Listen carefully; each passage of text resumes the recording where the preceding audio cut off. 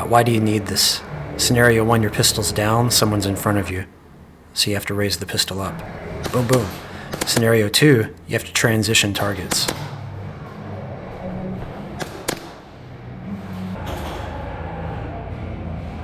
Transitioning targets can come up in a lot of scenarios playing Airsoft, like someone appears to your right.